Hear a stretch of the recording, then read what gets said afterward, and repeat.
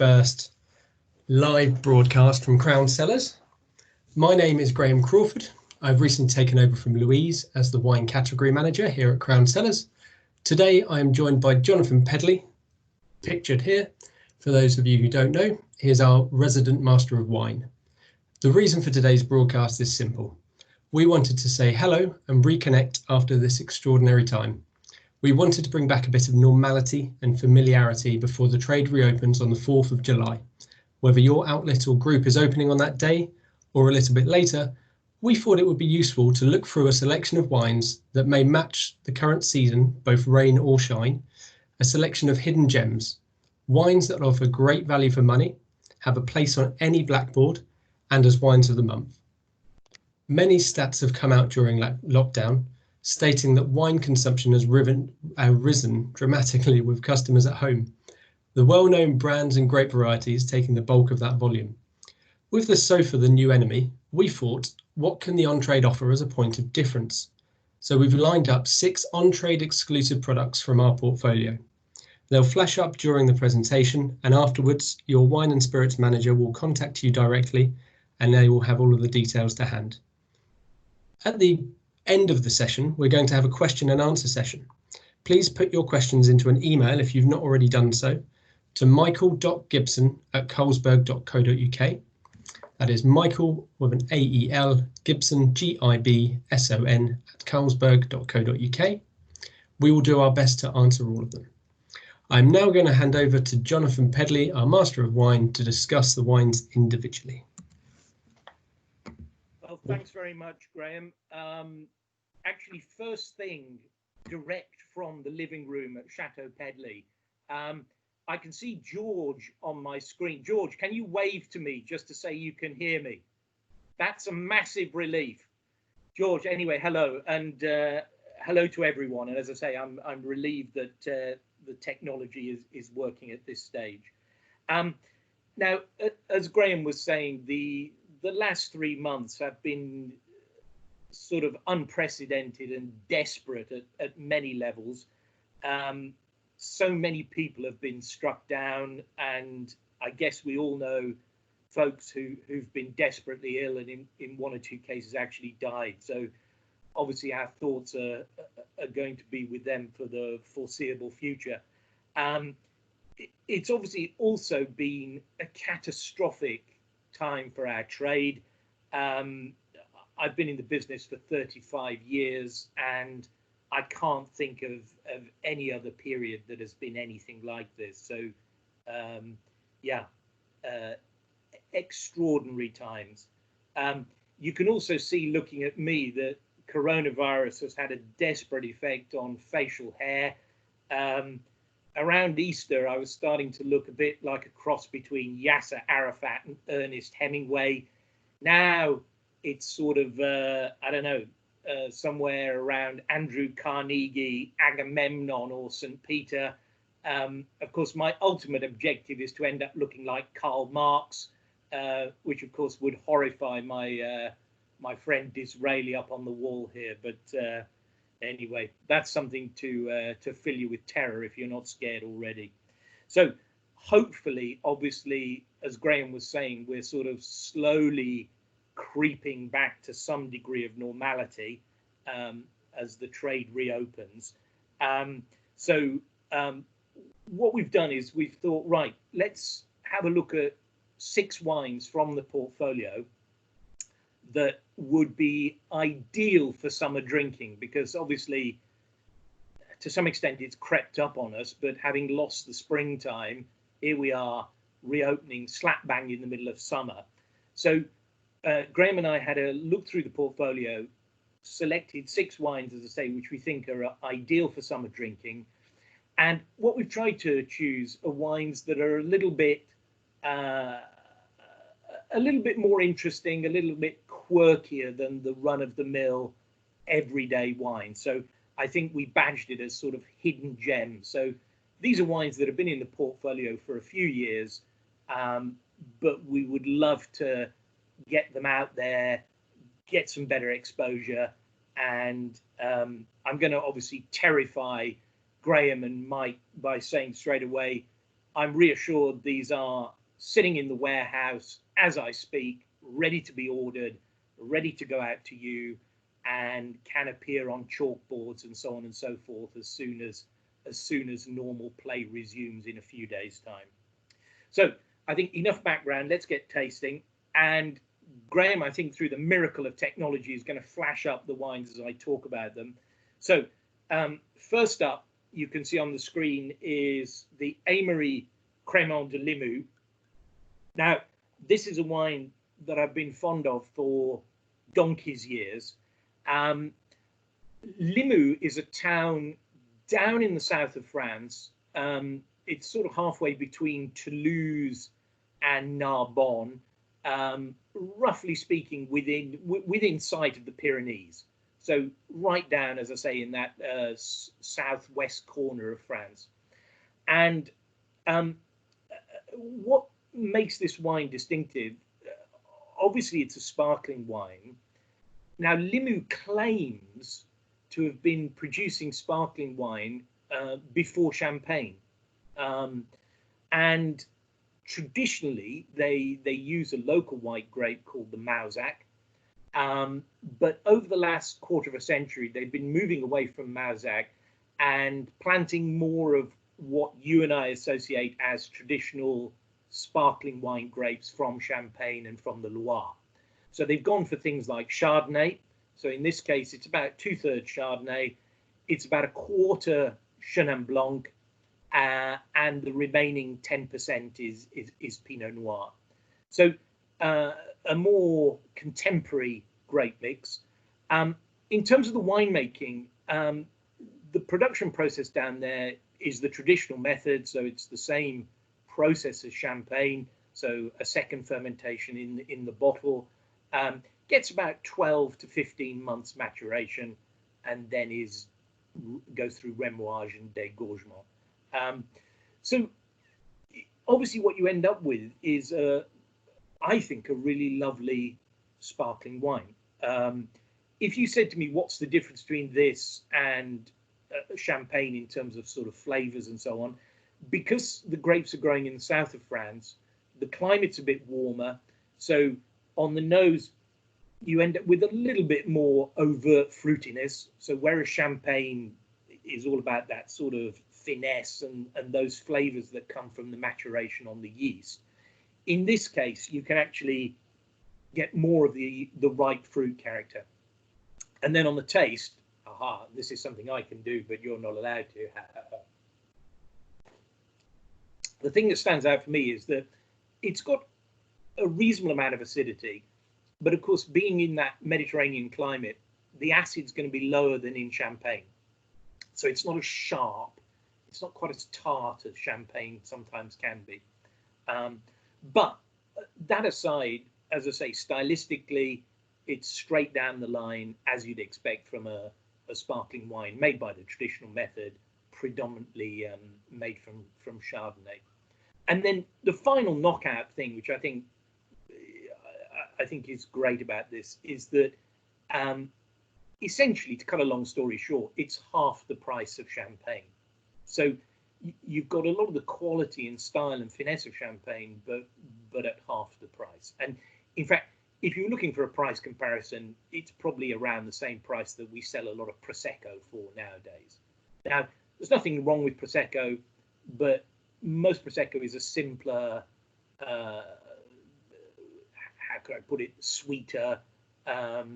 It's more prosaic. This has a little bit of finesse to it, a little bit of class, and yet, as I say, it's comparable price to Prosecco and essentially half the price of Champagne.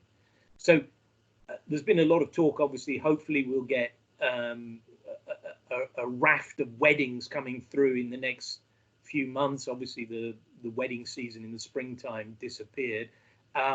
So I always have thought this is just a perfect function sparkling wine. So if people are on a budget, you've got a wedding or another function, I've always thought the Aimery Crémant de Limoux just is perfect for that. Really a good wine, but very sensibly priced, and as I say, ideal for weddings and other functions. Okay, So that's our first wine. So I'll just put that to one side. So that's the Amory. Next up, I thought we'd go for a couple of contrasting white wines, and sticking with the theme of hidden gems, wines that, that I think are wonderful, but perhaps we've overlooked a little bit. So what we've got here is a Grenache Blanc white wine from the south of France, not a million miles from where the Limoux comes from Domaine Mas Belzeau. Now, the reason for choosing this is that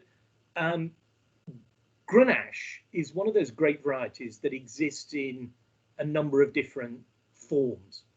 When you normally think of Grenache, we think of a black grape, and we think of it as the grape that produces Chateauneuf du Pape and a lot of full-bodied Mediterranean red wines. But as often happens with these grape varieties, they do exist in different forms. I mean, think about Pinot Noir. We don't just have Pinot Noir, we have the pink version Pinot Gris, and we have the white version Pinot Blanc. So Grenache, in that sense, is similar. The black version is the most famous version, but it also exists in a white version, and that's what we've got here. And this white version of Grenache is nothing new. It's been around for hundreds, if not thousands of years. And traditionally, the wines that's made out of this Grenache Blanc just ends up in blends. So you and I have probably drunk quite a bit of it over the years, but we probably haven't been conscious that Grenache Blanc is a component. So what the team at Mas Belzeau have done, though, is to actually give Grenache Blanc a bit of TLC and make this wine 100% from Grenache Blanc, so it can actually show itself off, if you like. We can actually see what the Grenache Blanc is like. So colour-wise, it's a pretty pale colour. There's nothing sort of surprising there. And on the nose, what you find is that Grenache Blanc is one of those white grapes that's not particularly aromatic. So you'd say it's the other end of the scale from things like Gewürztraminer, Riesling, Sauvignon, some of those white grapes that have a really intense perfume.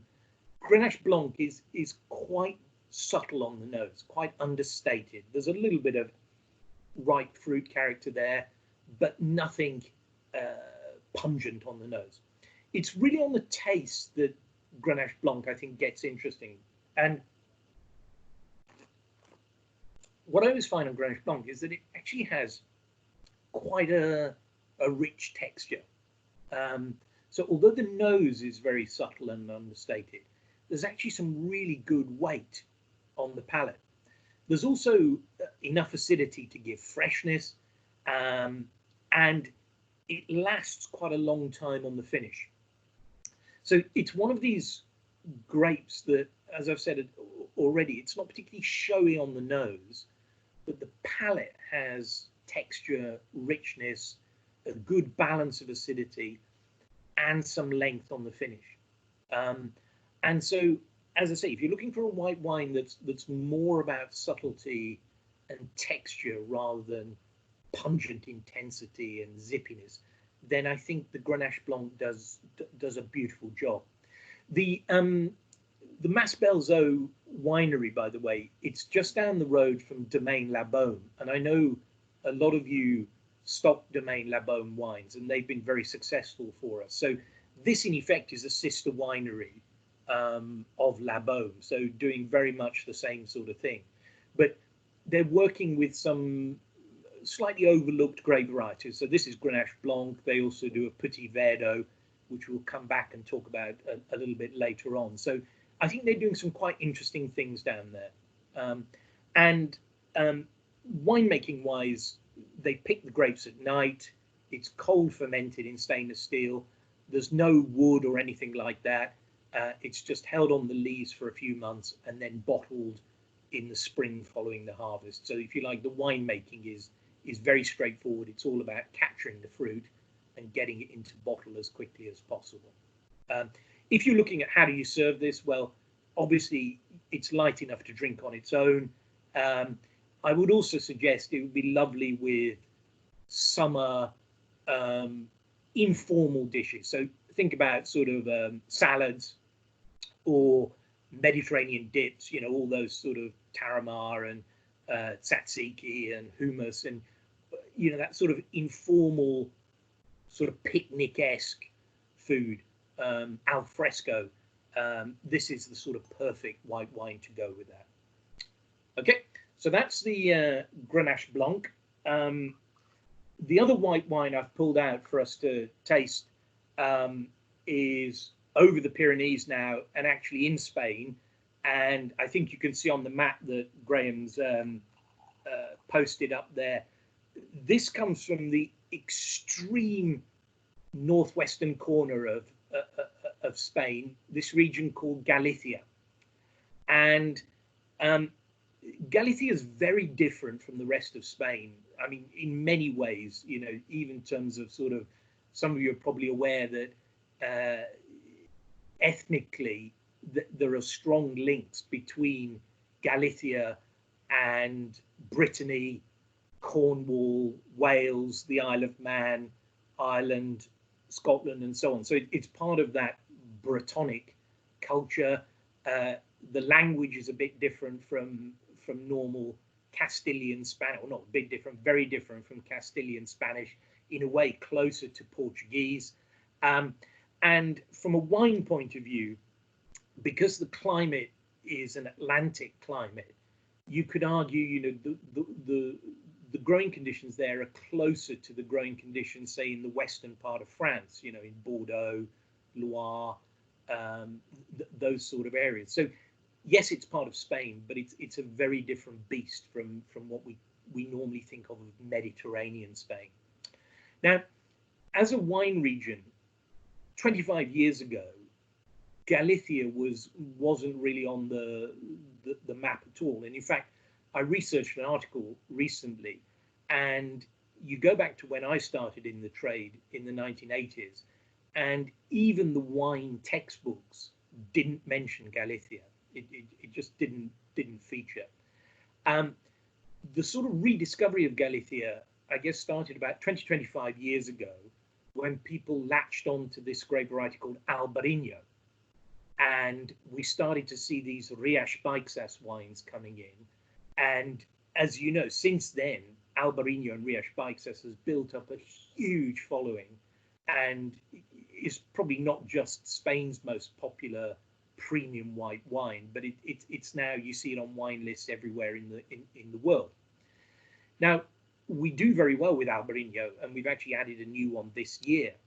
But the wine I've picked out for us here, rather than going for an Albarino, I've gone for one of the other native grape varieties of Galicia, which is this variety called Godello. And Godello was grown in Galicia going back into the mists of time. But again, up until really the last sort of 40 years, Godello had been forgotten completely. And in fact, most of Godello vineyards have been abandoned or grubbed up and replaced with heavier cropping varieties. And the area where Godello grows predominantly is a little way inland from Riach Baixas. It's this area called Valdeorras. And the whole grape growing thing in Valdeorras and with the Godello grape, as I say, it had been largely forgotten, certainly as far as the outside world was concerned. But I think what's happened is that partly because of the success of Albarino in Riach Baixas, people have started to rediscover and re-investigate these less known parts of Galicia, and they've started to uncover some gems like Godello growing in Valdeorras. And those of you who haven't been to that part of Spain, I would strongly recommend, as and when we get out of this lockdown and we can start to travel properly again, if you've not been to Galicia, and if you've not been to Valdeorras in particular, I would exhort you to go there. The landscape is absolutely extraordinary. The main soil is slate, And if you closed your eyes and turned the temperature up a bit and switched off the rain, you could almost be in Blaenau Festiniog, almost be in North Wales. The scenery is that dramatic in terms of the slate. And so the Godello grape grows on these slate soils at pretty high altitude, sometimes up to nearly 3,000 feet. So it is an extraordinary place. And as I say, this is the wine that comes from there. So in terms of the characteristics, we've got a little bit more colour here than we had on the Grenache Blanc and on the Aimery. On the nose, Godello is a little bit more expressive than the Grenache. It's not as aromatic as the Albarino that I've talked about, so it's not as showy as Albarino, but it still has a lovely fruit intensity, sort of maybe a bit of peach, bit of apricot, slightly floral when it's young as well. And then I guess because of the maritime climate and the altitude, when you taste it, it has lovely acidity, fresh. It's not tart or lean in the way that Albarino can sometimes be, but there is lovely freshness. That fruit that I was talking about on the nose comes right through on the palate. And the wine actually persists in the mouth as well, and actually has some lovely length. I think it's the fruit and the acid give the wine real persistence. So I'm a great fan of Godello. I love Albarino as well, but I think Godello is one of those lovely distinctive wines that, I mean, as far as I'm aware, I'm sure someone's growing Godello somewhere else in the world, but I certainly haven't come across many. So it's one of those special, distinctive, autochthonous wines that are so exciting. And it's part of the reason why Spain in general over the last 20 years has been so exciting, is that it seems that every few years we're able to rediscover one of these sort of really distinctive local wines. So on the food front, that lovely fruit and the freshness of acidity, to me this is just perfect with grilled fish. I mean, as you know, the Spanish are fanatical about fish, and particularly Galicia. So if you're grilling or frying fish and you need a white wine with that backbone of acidity to cut through any oiliness, just think of all those classic sort of things, you know, sardines, even tuna. This I think would be just delicious to go with those sort of fish dishes. Okay, so that's the Godello. Now, obviously, being summer, we can't get away without having a rosé, and I thought we'd stick with Spain and we'd go for a rosé from a more familiar part of Spain, from Rioja. But of course, as you know, we still primarily associate Rioja with red wines. So I thought it was fun just to have a look at a rosé from Medievo. And you don't need me to tell you anything more about Rioja as a place in itself. Medievo is the winery that we've worked with very closely over the last few years. They're the winery that produce our Finca de Oro exclusive label Riojas. And they have been a massive success. That Graham was mentioning, you know, Louise, I think she'll look back on her time with Crown Cellars and think one of the cleverest things she did was to suggest that we created the Finca de Oro exclusive pair of Riojas, and we've had huge success. I don't know how many tens of thousands of cases of those wines we've sold. So a huge success. And as well as producing Finca de Oro, we've obviously listing some of the Medievo wines under their own winery label. And I want you to see this Rosado, their rosé, because like all of their wines, I think it's just delicious. They're using, surprise, surprise, a bit of a theme coming through in the tasting, Grenache, but obviously this is the red Grenache, the black Grenache grape. Usual routine with the rosé, they pick the grapes perhaps a little bit earlier than they would if they were making red wine, because they want to capture the acidity. So they pick the black Grenache grapes, crush them, leave the skins with the juice just overnight, usually about 12 hours. And that's long enough just to extract the pink color from the grape skins. And then they drain off that pink juice, ferment it in temperature controlled stainless steel tanks. Very little maturation. The idea is that, again, it's one of these wines where you want to get from vineyard to bottle as quickly as possible. So it can be bottled, you know, in the early months of the year following the harvest. And you end up with this beautiful, beautiful color. My daughter told me it's coral pink. She's just done her St Andrews University art history degree, so she's in a position to tell us all what color it is. So yes, coral pink, according to Ellen Pedley, Master of Arts. And on the nose, lovely, lovely, lovely Grenache fruit. This time the red Grenache, so it's that strawberry, raspberry, summer fruit smell.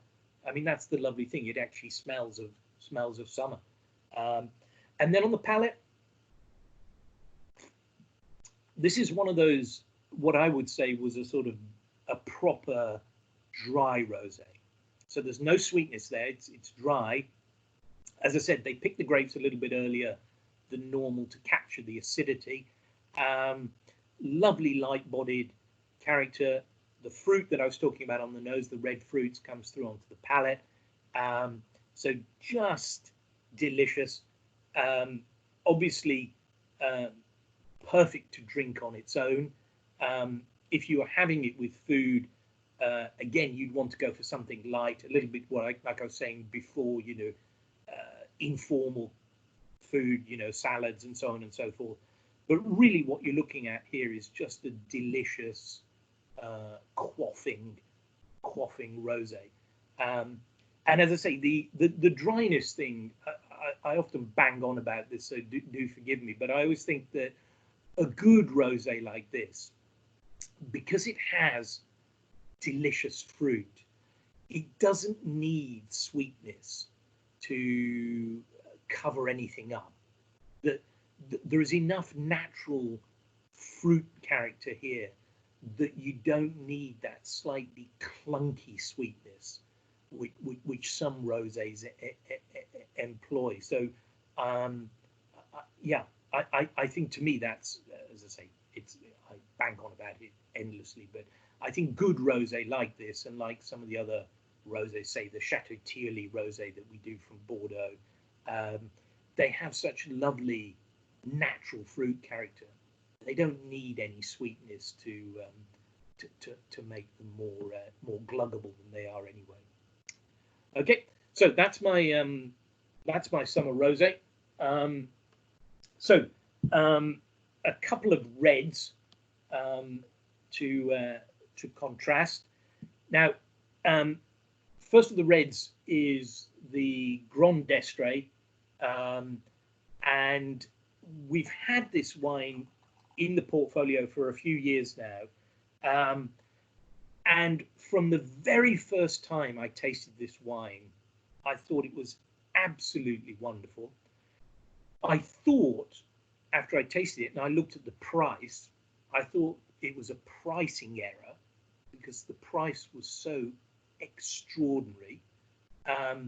So again, Mike Gibson, who keeps us all under a tight rein, will be sending death threats through as I speak now. But if you said to me, you know, reel off half a dozen of the most extraordinary value for money wines in the portfolio, this would be one of them, because I think the quality of wine you get for what is an inexpensive or incredibly inexpensive bottle, I think is just astounding. Now, you're probably thinking, well, why is this such extraordinary value for money? And a lot of the reason comes down to the French wine law and the quirks of geography, and possibly the mayor of one of the local villages who'd had a rather expansive lunch. Because what so often happens in France, and I'm pretty sure is the story here, is that where you get famous appellations like Châteauneuf-du-Pape or Gigondas, you know, down in the southern Rhone Valley, as I'm sure you're all aware, those famous appellation contrôlée wines have to come from a defined production area. So someone has sat down with a French Ordnance Survey map and they've decided exactly where Châteauneuf-du-Pape can come from, Gigondas has come from, and so on and so forth. So that, if you like, there's an official red line on the Ordnance Survey map saying Châteauneuf-du-Pape or Côte-du-Rhône Village or whatever it is has to come from inside that red line. Now, if you have a vineyard that is just the other side of the road, just outside the red line, then it can't be called Gigondas or Côte-du-Rhône Village or Châteauneuf-du-Pape. And to cut a long story short, that's really what's going on here, that this wine comes from the southern Rhone. It grows on some of those famous sort of stony plains, but because it lies outside the official area for Châteauneuf-du-Pape or Gigondas or Côte-du-Rhône, it can't use those famous names. So it actually has to sell, I don't know if anyone can see on camera here, it has to sell a bit of a shiny label. Maybe if Graham can put, yes, there you are. If you look just underneath the Grand d'Estrée, you can see its name is actually Principauté d'Orange. So if you like, the Principality of Orange. Now, those of you know that part of France, Orange is one of the main cities down there, an old Roman city. And it's just north of Châteauneuf-du-Pape and so on and so forth. So this wine, rather than selling under one of the famous names, sells as a country wine, what the French now called IGP, what used to be called Vin de Pays. It now sells the country wine from the Principality of Orange. But as I say, apart from lying outside the official zones, pretty much everything else is along the lines you'd expect for the Southern Rhone. So the main grape variety is Grenache, with a little bit of some other bits and pieces like Syrah and Carignan. As I say, it's the stony soil, bush vines, you know, warm Mediterranean climate, and winemaking that focuses on extracting fruit and color, not too much in the way of oak or anything like that. It's all about beautiful, ripe Mediterranean fruit.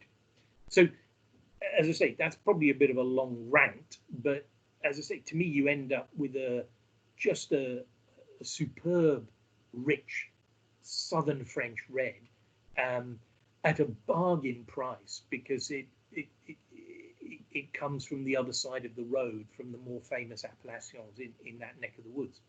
So in terms of the character, as you'd expect, back to our old friend Grenache, this time made as a red wine. So you've got those lovely, rich, ripe, sort of damson, plum, prune aromas. And then on the palate, juicy, soft acidity, obviously with a warm climate down there, acid levels are low, nice warmth on the palate. Tannins on Grenache always tend to be on the softer side. There's a little bit of tannin here, but it's not aggressively tannic in the way that, say, the Bordeaux grape varieties give you a lot of tannin. And it ends with that lovely smooth, rounded finish. So just a delicious red wine that, as I say, over delivers. You can drink it on its own, and shock horror, of course, at this time of year, there's nothing to stop you chilling this down slightly. I don't mean sticking it in the deep freeze overnight. What I'm talking about is just, you know, half an hour in the fridge, or essentially at old-fashioned cellar temperature. So, as I say, I'm not talking about, well, you can chuck ice in it if you're really desperate, but I think just you know, it's one of those red wines you can serve slightly on the cooler side. And again, if you're going for food, I would think, you know, perhaps some chicken. You know, obviously, again, thinking about sort of perhaps al fresco dining, so just some grilled chicken, and or just simple, you know, cheese dishes and so on and so forth. It's you can see from what I've said, I'm a huge fan of this wine, but I'm not trying to say it's not a great wine. So, you know, you match it with simple, straightforward, everyday food. I mean, it would be nice even with a bit of pizza or something like that. You know, it would work. Okay, so that's the Grand d'Estrée. Last wine in our sextet.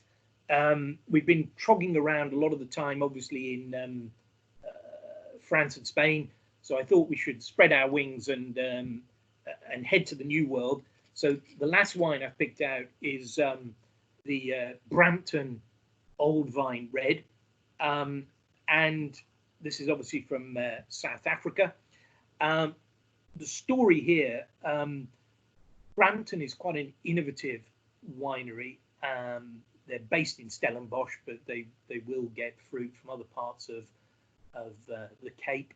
And it's badged as Old Vine Red, and I'm sure all of you watching know the story on old vines, that essentially the older a vine gets, the size of the crop diminishes, the yield goes down, but the concentration of the grapes that you do get increases.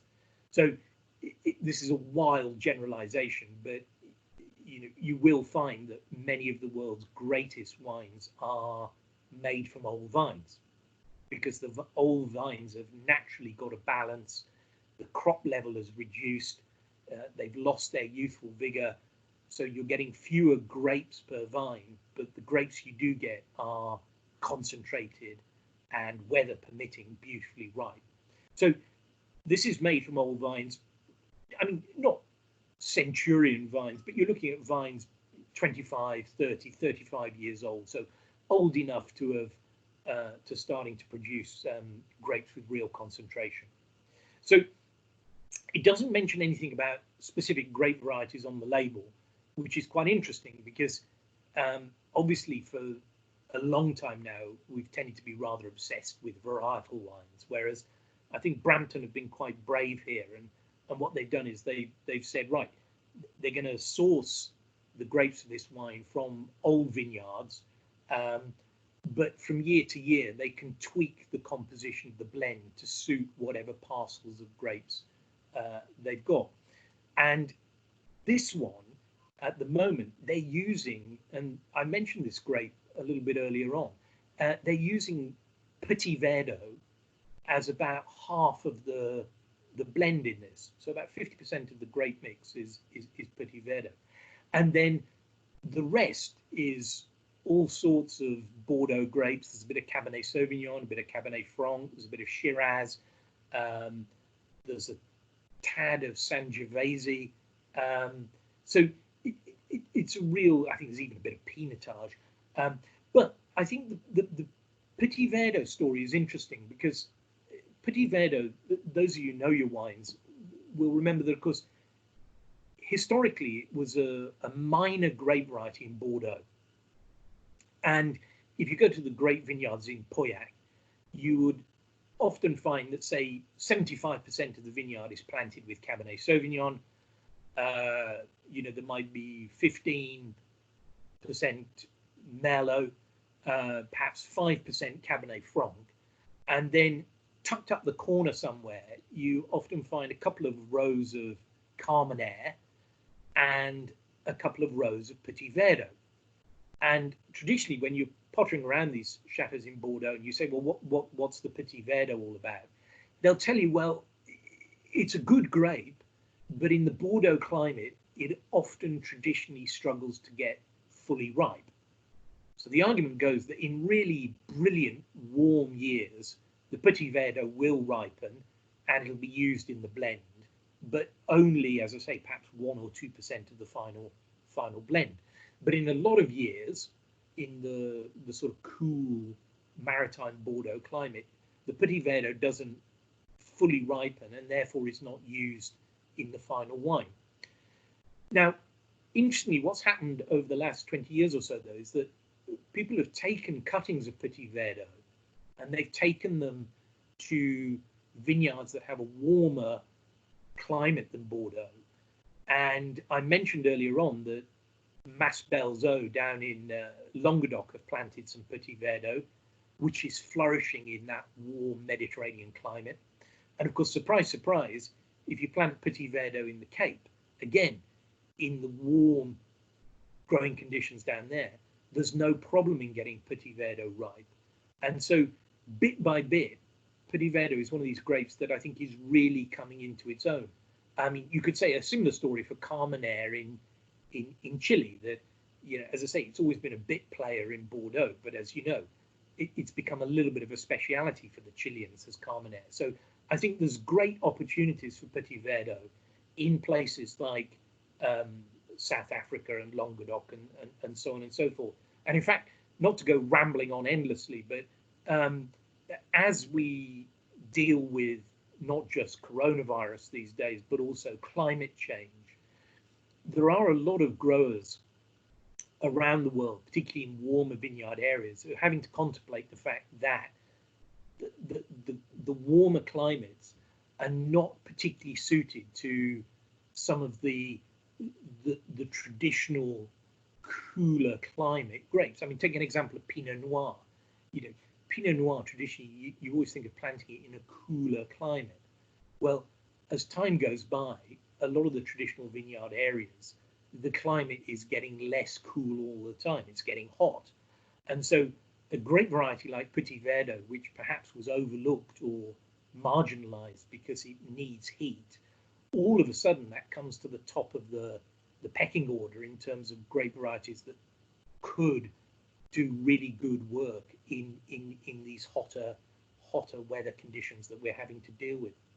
So that's a little bit about Petit Verdot. The wine itself, I guess not surprisingly, being based on Petit Verdot, which, as I say, is one of the classic Bordeaux grapes, you end up with a lovely deep color. This is almost a sort of like a pinky ruby, much deeper than the Grand d'Estre, the Grenache-based wine that we were looking at a few moments ago. And then on the nose, what Petit Verdot and the other grape varieties give you is that lovely black fruit character, blackberry, blackcurrant, intense dark fruits, unlike the sort of red fruits of Grenache that we've talked about a couple of times. Here you've got really full-on black fruit aromas and a little bit of oak as well. So Brampton aged this wine for about 12 months in second, third use oak barrels. So it's not, doesn't reek of oak, but there's a little bit of oak on the nose there. And then on the palate, quite full-bodied. Again, that intense fruit, the oak, quite warm. A little bit more tannin here. Petit Verdot, again, being in that family along with Cabernet Sauvignon, Cabernet Franc, gives you a good grip of tannin. And that grip and intensity carries right through onto the finish. So you end up with quite a long, intense finish, but with that lovely, lovely fruit. So this is the sort of red wine that, of course, you would always serve at room temperature.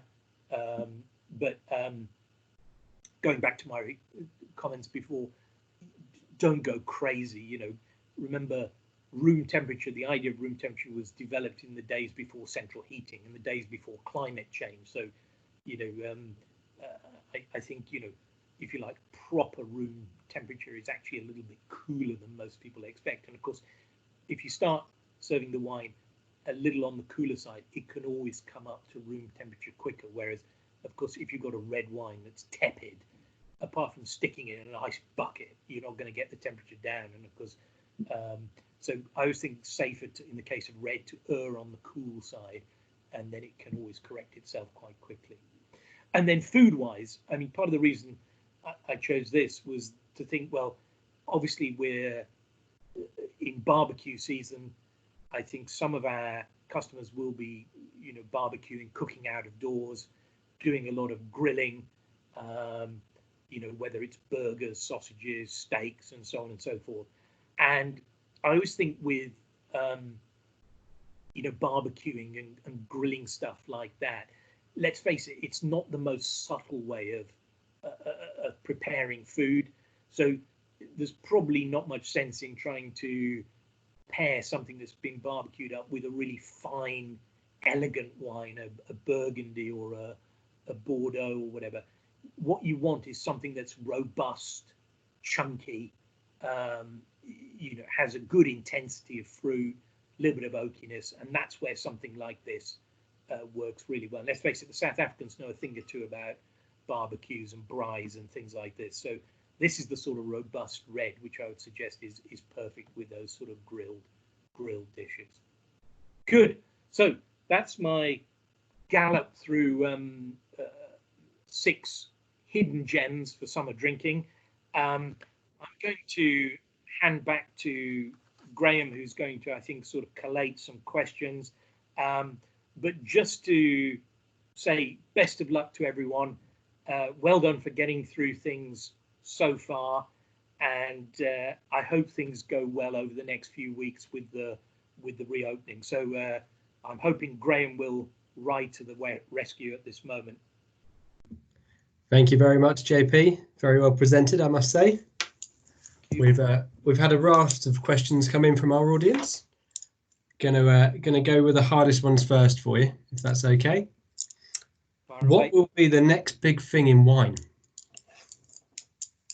Oh, crikey. You did say it was a hard one, didn't you? I did. So with the context, Marlborough Sauvignon's been and still here, plateauing. Malbec came along and is still growing. What's the next big thing? I think, off the top of my head, a couple of things occur to me. I think the area of the Caucasus Mountains, Armenia, Georgia in particular, the historians amongst you will know that the Caucasus is where the archaeologists and actually the biologists think that the European vine, Vitis vinifera, originated, and the research seemed to suggest I went to a seminar on this a couple of years ago in Spain, and one of the boffins who researches this was saying that, as I say, all the evidence points to the wild vine being first cultivated in that area of the Caucasus, and then the Vitis vinifera, the European vine, was then taken across the Middle East, and then ultimately, courtesy of the Phoenicians, the Greeks, the Romans, Vitis vinifera was spread around the whole of Europe, and then, of course, ultimately to the New World. So going back to the origins of where wine production started in the Caucasus. Now, for obvious reasons, places like Georgia and Armenia have had a torrid history. But of course, bit by bit are sort of reasserting themselves as independent countries, and their wine industries, which historically were focused on bulk production for the Soviet Union, their wine industries are gradually getting back on their feet and starting to work with some of their traditional varieties. Now, those of you who follow our portfolio carefully will know that last year, for the very, very first time, we added a Georgian wine made from perhaps the most famous of those Caucasian grape varieties, the Saperavi, made by this winery called Shushman. And so my hope is that, starting with that, we can gradually sort of build from that. But I think, going back to the question, that's an area which, because a lot of people say, oh, well, there are no new discoveries because, we've done South America, although obviously this year for the first time, we've added a couple of Uruguayan wines. So, it's not as if everywhere in South America has been covered. Yes, Chile and Argentina, but as I say, the Uruguayan thing is interesting. So, but yes, you do hear sometimes people saying, there are no new discoveries. But I would suggest that actually, in terms of exciting, curious wines, and by the way, some of the grape varieties I've been mentioning here, things like Godello and stuff, you might think, well, that's pretty zany. But what you find is that in places like Armenia and Georgia, there are dozens, if not hundreds, of native grape varieties that are, there might only be a couple of acres, but gradually, there's a Swiss guy who I've met a few times called Jose Voyamos, and he's doing a project out in the Caucasus, trying to make sure that these ancient vines aren't forgotten and don't become extinct. And some of them, I'm pretty sure, have the potential to make some really exciting wines. And because they're not mainstream, the flavors and the structures are going to be very different from the classic grape varieties of Western Europe that we're familiar with. So anyway, I don't know whether that really that would be my stab anyway. Think about the Caucasus, and as I say, if any of you haven't tried the Saperavi, the Shushman wine, the Georgian wine that we list, do give that a try. Thank you, JP. Appreciate that. Next, we're going to ask two quick-fire questions. One, you've mentioned that Brampton wine goes well with a barbecue. Which whites would you suggest? And then on the back of that is, why do some wines work better with winter and why are some better in summer? Oh, right. So the the first question was barbecue whites. Yes. Secondly, yeah. I think summer and winter. Summer and winter. I think the barbecue whites strategy there. I think the one option, sort of a bit like I was talking for the Brampton, where you've got a chunky, robust red to go with a barbecue. Obviously, it's harder to do the same thing with a white because white by its nature is more delicate. But if you went for a full-on old school oaky Chardonnay, then maybe you would get something, not a million miles from what I was saying with the Brampton. So something that has lots of fruit, perhaps a big hit of oak. It could fight it out with stuff that's been cooked on the barbecue. And I mean, something like, say, the Columbia Chardonnay, the Washington State Chardonnay, which we added to the range last year. That's to me a really good sort of old school New World Chardonnay. Yes, it comes from Washington State, which is relatively new for a lot of people, but stylistically it's got the right fruit, it's got the good blast of oak, and it's got some of those rich buttery characteristics that we loved in that first generation of New World Chardonnay. So that would be one option. The other option, though, is to say, right, rather than trying to fight it out with the sort of strong, smoky, intense flavors of the barbecue, just go for something that's refreshing, clean, palate cleansing. And again, people who've worked with me a lot of the years will know, one of my favorite pouring, quaffing wines in the range is the Millstream Chenin Blanc. So South African, native, or not native, but Chenin Blanc, their traditional main white grape, pretty unfashionable these days, but the guys at DGB who produce the Millstream wines, they make a lovely, refreshing, crisp, palate cleansing Chenin Blanc under the Millstream label. It's not going to stand up blow for blow with food that's been barbecued and has those sort of strong flavors. But there comes a point when you probably just want something to clean the palate, and I think that's another strategy. Brilliant. And then the other question you were saying about sort of winter summer. It's an interesting one, isn't it? I think, I guess I certainly know that as a family here that, you know, surprise, surprise, during the summer we do predominantly drink white wines and rosés. I guess you know, it goes. We eat a lot of fish and quite a bit of vegetarian stuff during the summer. So I suppose, you know, there's a natural link between those wines and those sort of dishes. Whereas in the winter, you know, we go a bit more traditional and perhaps sort of more robust meat dishes and so on and so forth. So, you know, perhaps there's a general gravitation towards those sort of heavier red wines. So I don't think there's anything, you know, sort of the last thing I would ever do is sort of be categorical about these things. I also think, I touched on this with a couple of the wines we're going through. I think so much is on occasion that if you're eating outdoors and you're eating informal food or barbecues and so on and so forth, just as that is informal al fresco food, you want the wines to match that.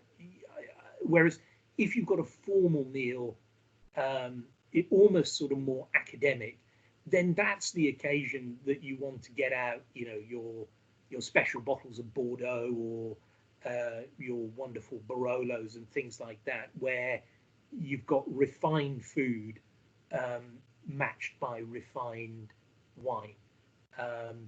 And, you know, so I think that's the logic, you know. Perfect. Thank you very much for that, JP. No problem. We are all good. I'm just going to keep you in that little window there. So hopefully we shall see everyone again, and we thank everyone for their time for coming along for this very first live online broadcast. The last question, JP, is will you be doing this again? Well, it depends whether I'm taken out, and yeah, it depends. I mean, George is still there. George, just give me a wave. Has it been okay? Thumbs up if it's okay. Thumbs down if I should be dragged out. And can I answer you personally? Yeah. Yes. Yes. I think it was extremely enjoyable and very knowledgeable. Obviously, you are.